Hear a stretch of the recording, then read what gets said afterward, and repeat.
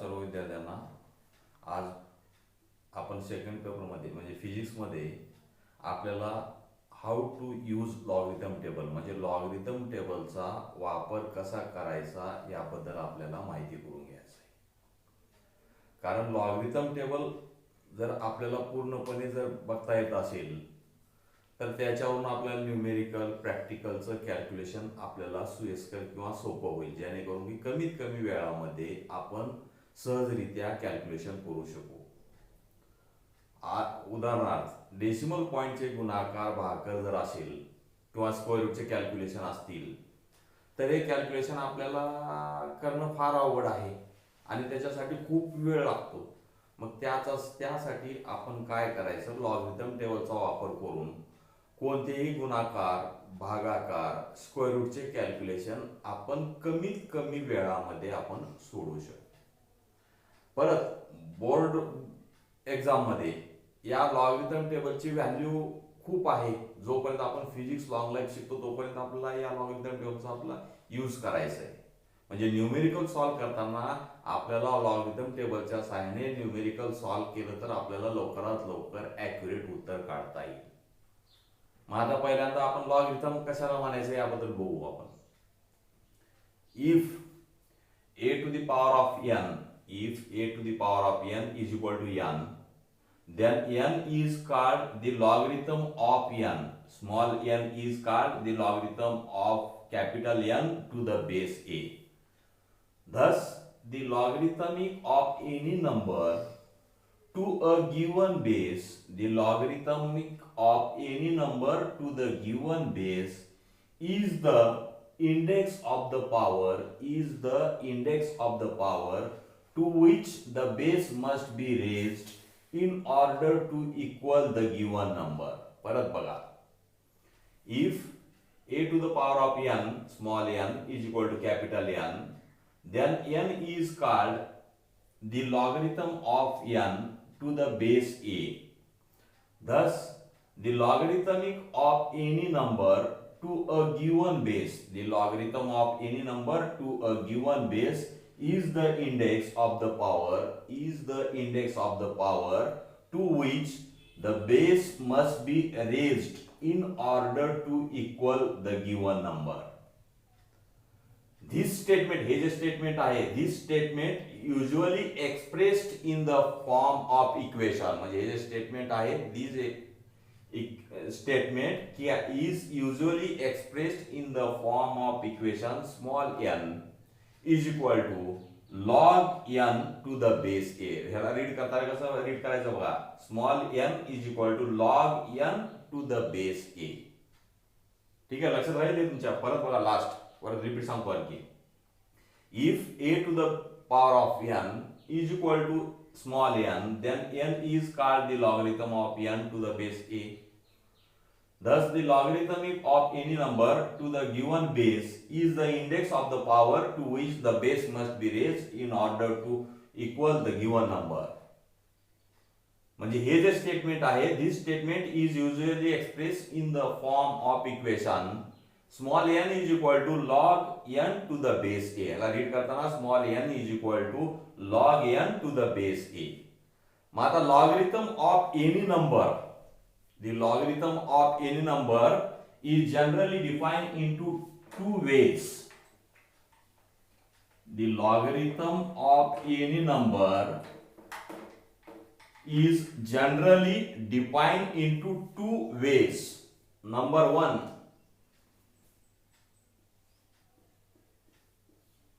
natural logarithm, and number two, common logarithm.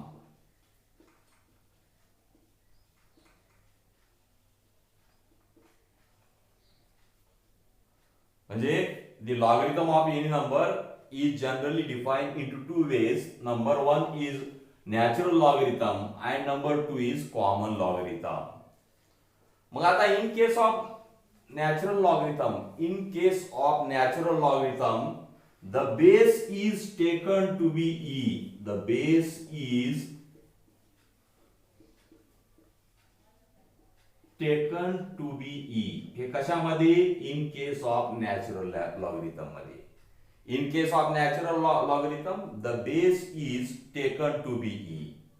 आता in case of common logarithm, आता या common logarithm मध्ये in case of common logarithm when used in day to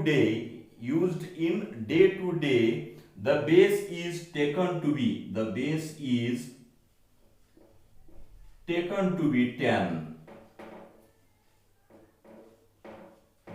is taken to be 10. आता common natural logarithm मध्ये base हा e घेतला जातो आणि कॉमन लॉगरिथम मध्ये base is taken to be 10. Base is taken to be किती घ्यायचा? तर तो 10 घ्यायचा. The logarithm of a number to the base e. Base e चा आपल्याला 10 मध्ये रूपांतर करायचं, तर त्या लॉगरिथमला आपल्याला 2.303 न आपल्याला मल्टिप्लाय करायचं. For example log 10 to the base e. log 10 to the base e. आता ह्या ई चं रूपांतर आपल्याला जर 10 मध्ये जर करायचं असेल, म्हणजे हे एक्झाम्पल चालू आपले, हे जे नॅचरल लॉगरिथम आहे याचा आपल्याला कॉमन लॉगरिथम मध्ये जर कन्वर्शन करायचं असेल तर याला काय करायचं? 2.303 log 10 to the base 10. बघा हे कसं केलं आपण. या लॉगरिथम कशाने मल्टिप्लाय करायचं? 2.303 न मल्टिप्लाय करायचं. आता नंबर 2 एक्झाम्पल बघू. हे नंबर 1 झालं. Number 2 example log of 146.2 to the base E. आता याचं बेस आपल्याला 10 करायचं. मग 10 करण्यासाठी काय करायचं? या नंबरला 2.303 log of 146.2 to the base 10. log of 146.2 to the base 10. परत नंबर 3 एक्झाम्पल बघू. log of 19.8 to the base e is equal to 2.303 log 19.8 to the base 10. अशा पद्धतीने आपण काय करू शकतो? ई च म्हणजे कॉमन नॅचरल लॉगरिथमचं कन्वर्शन आपण कॉमन लॉगरिथम मध्ये आपण करू शकतो. मग आता याच्यामध्ये आपल्याला पहिल्यांदा लॉगरिथम टेबल शिकत असताना आपल्याला 3 थेरम बघायचे, त्याला आपण थेरम म्हणू. मग आता कोणकोणते 3 थेरम आहेत आपण बघू. पहिल्यांदा theorem first.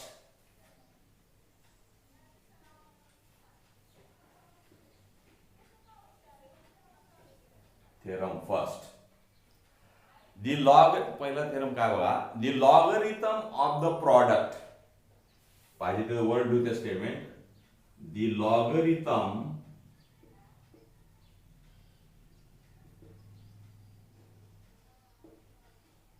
Of the product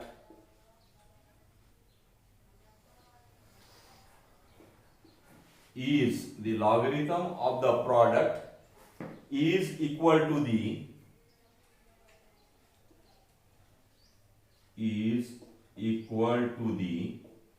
sum म्हणजे बेरीज is equal to the sum of the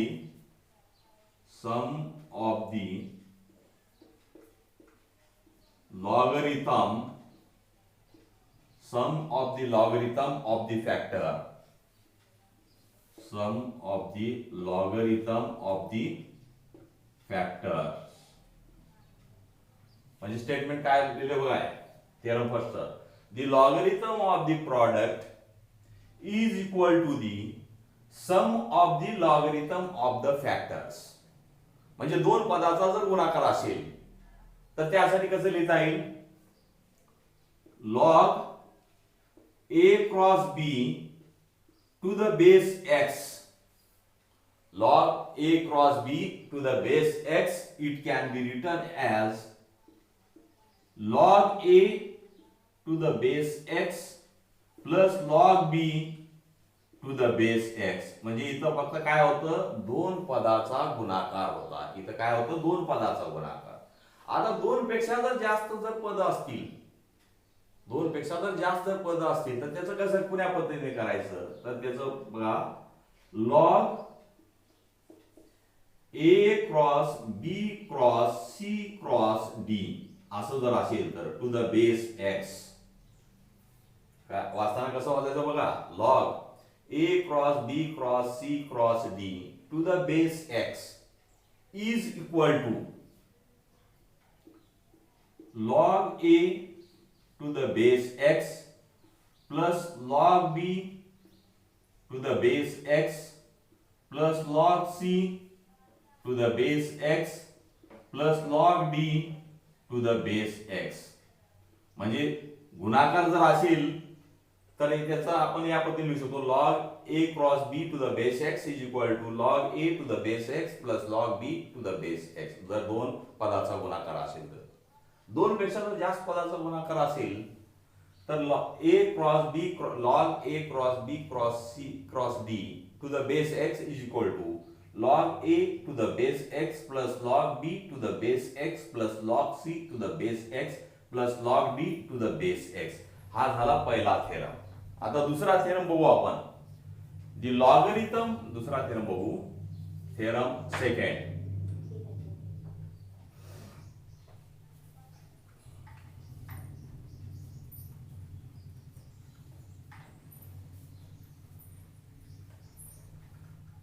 आता theorem second,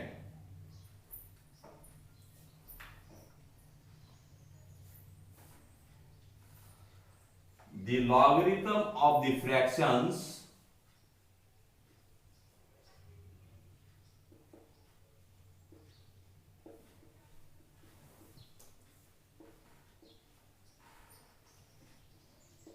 it is also called as division, म्हणजे भागाकार. The logarithm of the fractions, it is also called as division of a number. Division is equal to the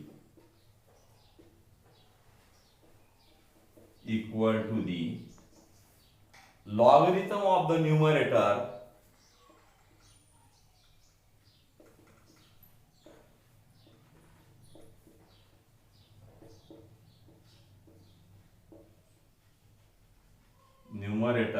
minus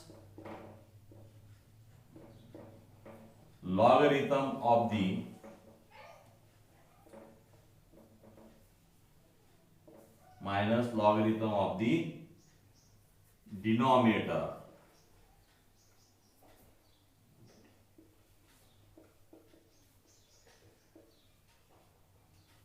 म्हणजे बघा, the logarithm of the fraction म्हणजे division, दोन संख्येचा जर भागाकार असेल तर logarithm of the fraction or division is equal to the logarithm of the numerator minus logarithm of the denominator. मला याला मॅथमेटिकली कसं एक्सप्रेस करायचं, तर log a divided by b to the base x, log a divided by b to the base x is equal to log a to the base x minus log b to the base x.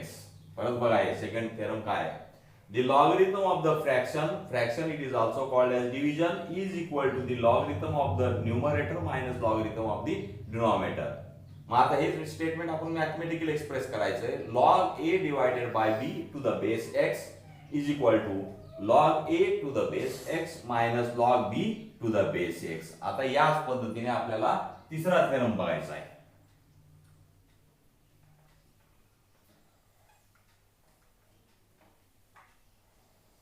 आता तिसरा theorem सोपा आहे,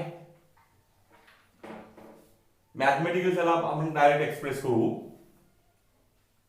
log हे लॉगरिथमचा short form आहे, log a to the power of n to the base x जर असेल, log a to the power of n to the base x is equal to, हा जो घात आहे तो घात काय होईल, याचा सहगुणक होईल, n log a to the base x. हा थर्ड थेरम आहे. log a to the power of n to the base x म्हणजे हा जो घात आहे तो घात काय होईल, याचा सहगुणक होईल, त्याला म्हणजे सहगुणक होईल, which is equal to n log a to the base x. Logarithm of unity of any number, the logarithm of unity of any number is 0. The logarithm of 0 to the base is infinity. A logarithm of 0 to any base is minus infinity. ठीक आहे.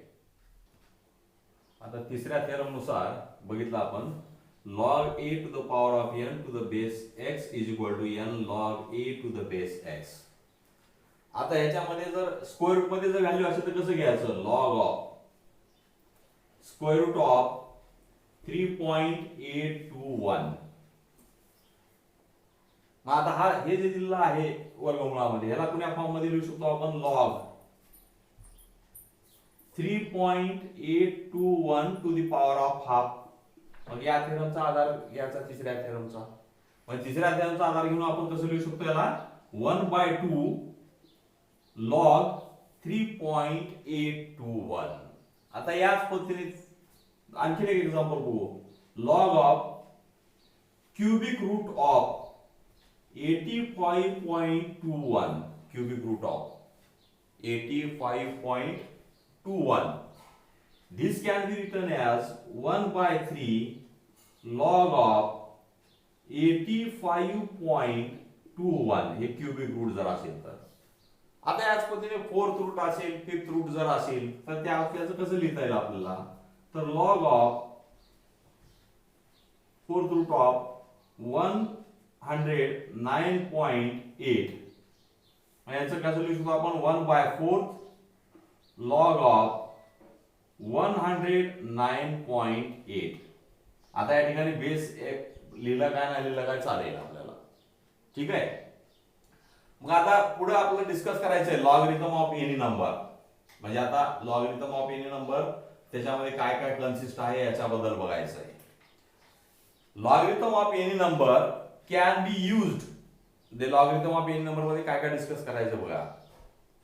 आता logarithm table मध्ये आपण total discuss करत असताना काय म्हणजे calculation कोणकोणते करू शकतो आपण, multiplication, division, natural sine find out करू शकतो, natural cosine, natural tangent, reciprocal, square root, हे सगळं आपण लॉगरिथम टेबल मध्ये आपण ऑब्झर्व करू शकतो आणि त्याच्या सहाय्याने आपण कॅल्क्युलेशन देखील सोप्या पद्धतीने आपण करू शकतो.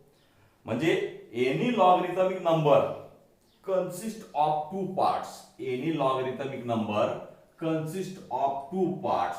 Number one is integral part. Any logarithmic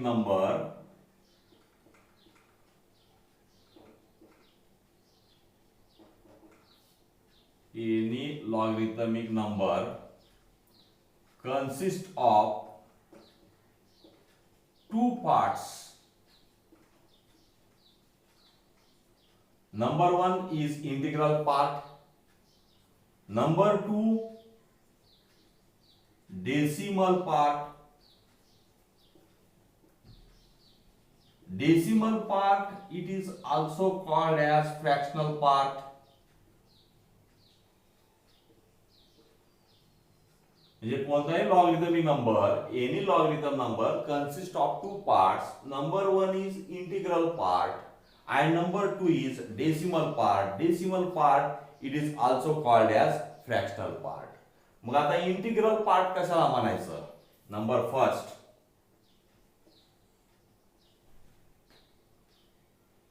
integral part.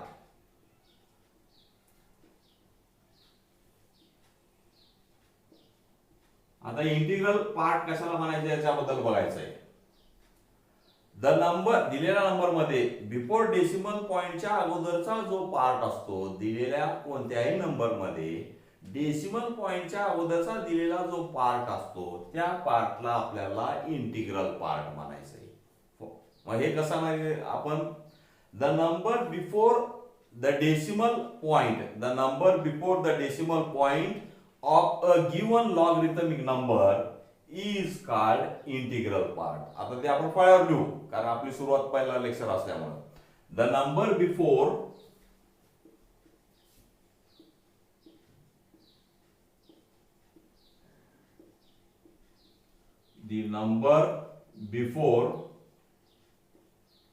the number before the decimal point म्हणजे दशांश पॉइंटच्या अगोदर the number before the decimal point in a given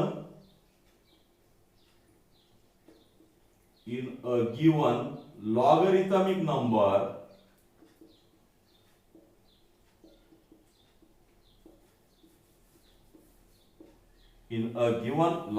number is called integral part.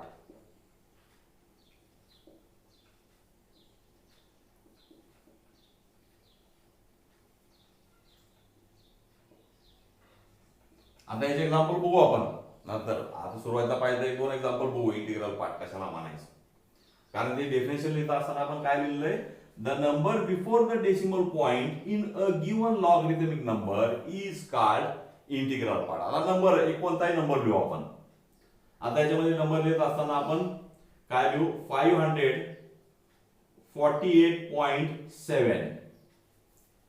मग आता याच्यामध्ये इंटिग्रल पार्ट कोणता, जो number जेवढे डिजिट इंटिग्रल डेसिमल पॉइंटच्या अगोदरचे जे आहेत 5, 4, 8 तीन डिजिट आहेत, हे याला काय म्हणायचं, आपलं इंटिग्रल पार्ट म्हणायचं आहे. The number before the decimal point in a given logarithmic number is called integral part. पाहिजे तर आणखी दुसरं एक्झाम्पल बघू. 372.82 किंवा आणखी एक एक्झाम्पल बघू, 2.789.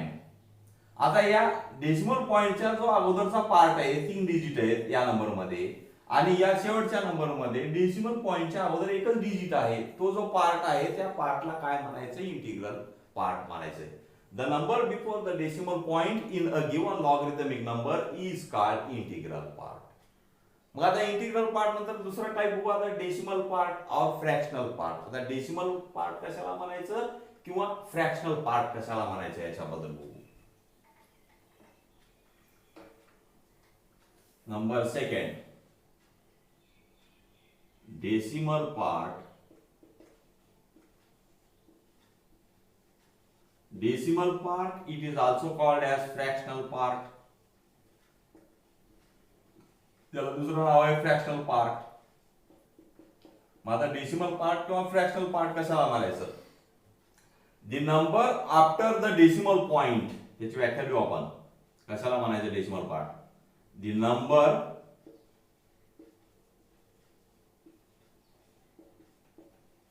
After the decimal point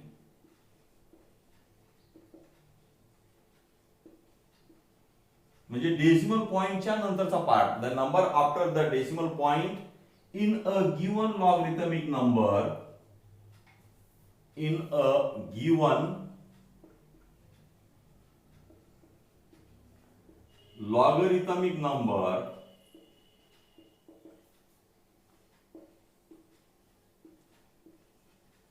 is called as decimal part. Decimal part, it is also called as fractional part.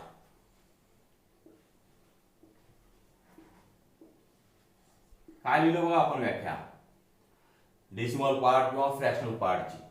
The number after the decimal point, not part, the number after the decimal point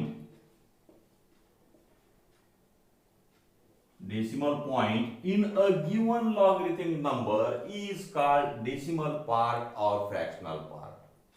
आणि integral part कशाला म्हणलं होतं, the number before the decimal point in a given logarithmic number is called integral part. म्हणजे decimal पॉइंटच्या अगोदरचा जो part आहे त्याला इंटिग्रल पार्ट म्हणायचं, आणि डेसिमल पॉइंटच्या नंतरचा जो पार्ट आहे त्याला काय म्हणायचं, आपला डेसिमल पॉईंटच्या नंतर जो पार्ट त्याला डेसिमल पार्ट किंवा फ्रॅक्शनल पार्ट म्हणायचं. मग आता याचे एक्झाम्पल बघू. 85.89. आता या नंबर मध्ये पॉइंट च्या पुढे बघा किती डिजिट आहे, 2. 89 हा कोणता पार्ट आहे, हा फ्रॅक्शनल. म्हणजे या नंबर मध्ये 85 हे इंटिग्रल पार्ट आहे. हे 2 डिजिट एवढा पार्ट हा इंटिग्रल पार्ट आहे. आणि हे जे 2 डिजिट आहेत, हे 2 डिजिट हे फ्रॅक्शनल पार्ट आहे.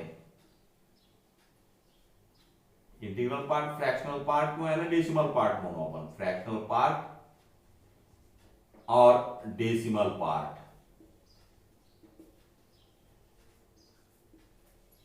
आता दुसरे काही एक्झाम्पल बघू ज्याच्यामध्ये ओनली इंटिग्रल पार्ट आहेत आणि त्या एक्झाम्पल मध्ये ओनली डेसिमल पार्ट आहेत.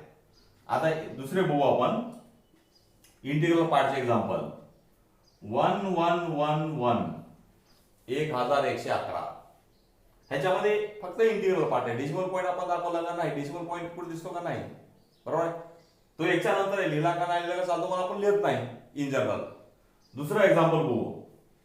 984 म्हणजे 9849. हा किती नंबर आहे, किती डिजिट आहे त्याच्यामध्ये, एकूण 4 डिजिट आहेत. तो कोणता पार्ट आहे, इंटिग्रल पार्ट आहे. आता दुसरे डेसिमल पॉईंटचे एक्झाम्पल बघू. 0.7. आता 0.7 म्हणजे पॉईंटच्या नंतरचा जो पार्ट आहे हा कसा कोणता पार्ट आहे, डेसिमल पार्ट आहे. आता हे जे वरचे 2 एक्झाम्पल बघितले ते इंटिग्रल पार्टचे एक्झाम्पल बघितले. आता डेसिमल पार्टचे एक्झाम्पल कोणतं बघतो आपण. पॉईंट दशांश पॉईंटच्या नंतरचा जो पार्ट आहे त्याला काय म्हणायचंय, decimal part or fractional part. That is 0.7 किंवा 0.0821.